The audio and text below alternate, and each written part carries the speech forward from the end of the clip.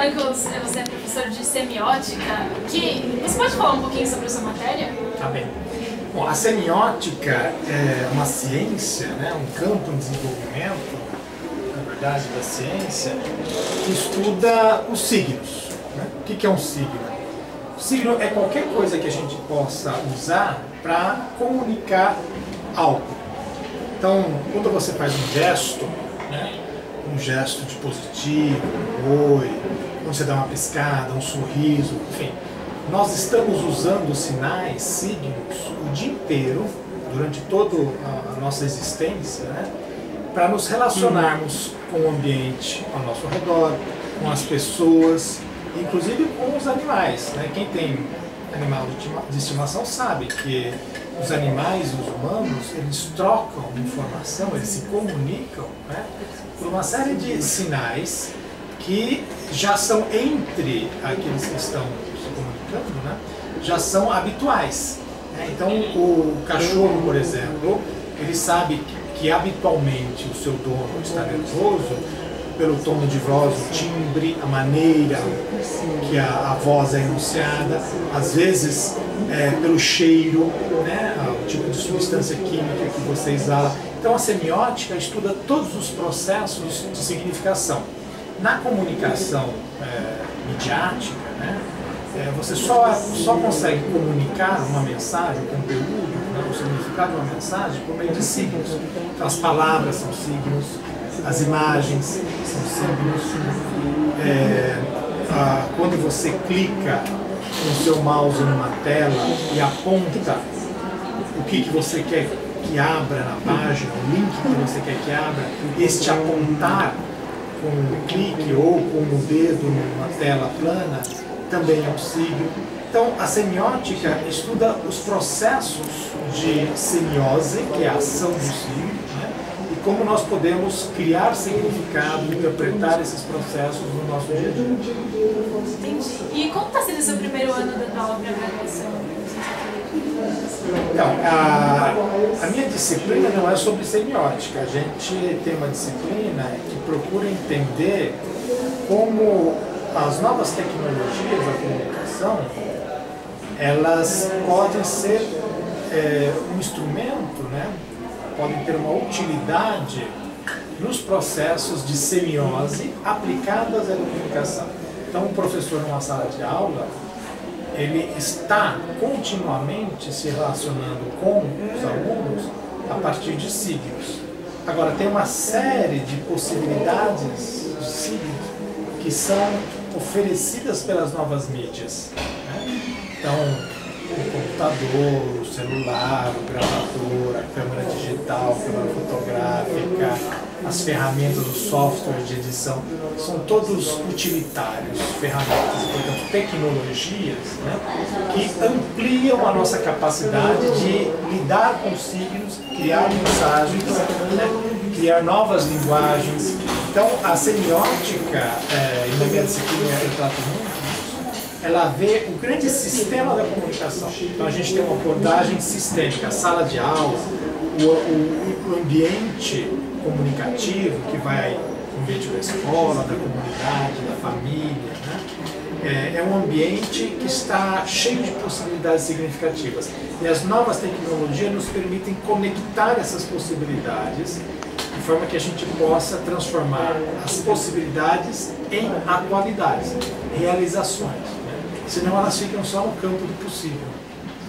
E por último, uma pergunta mais, eu não sei se seria opinativa, mas para você, a comunicação é um direito humano? Igual um palestrante falou? Olha, a comunicação, não existe humano sem a comunicação, então a questão não é nem um direito, né? A comunicação é intrínseco ao ser vivo. Todo ser vivo, ele só permanece vivo se ele continuar se comunicando. Se você impedir qualquer ser vivo, pode ser uma ameba, um cachorro, um ser humano, um inseto, se você impedir que ele se comunique com outros insetos ou seres vivos no ambiente, ele vai rapidamente morrer. Então, não é nem uma questão de direito, é impossível você não se comunicar. Agora, a questão, e aí sim a gente pode falar de direito, é que tipo de comunicação, né? O acesso aos meios de comunicação, aí sim a gente pode falar de direito, porque alguns têm mais acesso às possibilidades de comunicação, às tecnologias, aos meios, e outros têm menos. Então a democratização dos acessos, sim, é algo importante, entendeu? Mas na verdade é impossível você impedir alguém de se comunicar. E você acha que também tem que ser democratizado não exatamente o acesso, mas o meio por qual as coisas se tornam notáveis, assim, você vê, tipo, igual o nosso jornal, que é um jornal pequeno, você acha que tem que ter um pouco mais de igualdade no acesso do público a essas mídias, ou assim... Você está falando a grande imprensa e a pequena... Então, quando você está numa sociedade como a nossa, que é capitalista, né, as regras do jogo são dadas pelo mercado.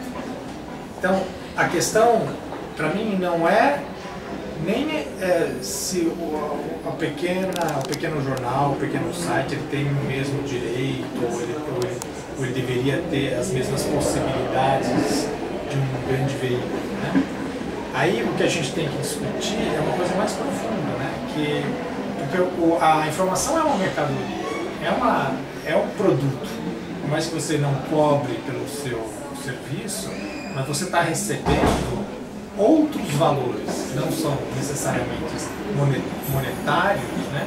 Mas tem valores sempre envolvidos, né? Valores sociais. Então, o que a gente tem que discutir, na verdade, para mim isso é interessante, é como a sociedade se organiza na produção e veiculação desses fluxos de informação, que tem a ver, aí sim, com a questão de uma maior igualdade de possibilidades. Mas para mim, fechar a conversa em cima do pequeno jornal, do grande jornal, na verdade, é a gente ficar olhando uma pontinha do grande problema.